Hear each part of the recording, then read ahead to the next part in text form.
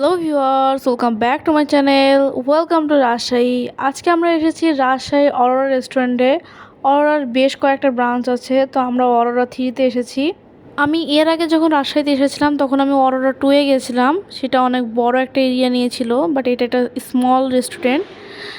অরোরার total 4টা branch আছে, মানে 4টা রেস্টুরেন্ট আছে, এবং 4টা রেস্টুরেন্টই একদম কাছে কাছে।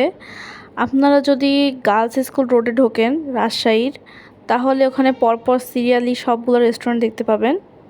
এই রেস্টুরেন্টটা আসলে 2 তলাতে ছিল।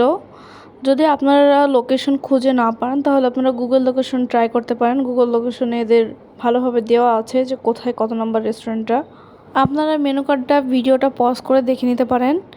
আর যদি আপনারা রাজশাহীতে যান, আপনার লোকেশন খুঁজে পাচ্ছেন না, আপনারা যে কোনো একটা রেস্টুরেন্ট খুঁজে পেয়েছেন, বাকিগুলো কোথায় আছে জানতে চান, তাহলে ওদের যে কোনো একটা রেস্টুরেন্টের মধ্যে ঢুকে যদি আপনারা অ্যাড্রেস জিজ্ঞাসা করেন, ওরা বলে দেবে। সবই কাছে কাছে, আবার অনেক সময় চোখে নাও বাড়তে পারে। আর সত্যি বলতে আমরা যে রেস্টুরেন্টে গিয়েছিলাম এখানে রাইসের ব্যবস্থা ছিল না, এখানে শুধু হালকা নাস্তা ছিল। কারণ ওদের সবগুলো ব্রাঞ্চই কাছে কাছে, সেজন্য যদি আপনারা রাইস খেতে চান তাহলে আপনাকে অরোরা 2-এ যেতে হবে।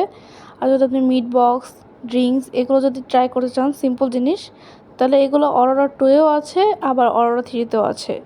বেসিক্যালি অরোরার খাবারগুলো অনেক বেশি টেস্ট হয়, কারণ আমি এদের মিট বক্সটা ট্রাই করেছি। এটা আমার কোনো রকমের মিট বক্স আমি খেয়েছি, অল ওভার সবথেকে বেশি ভালো লেগেছে এই মিট বক্সটা।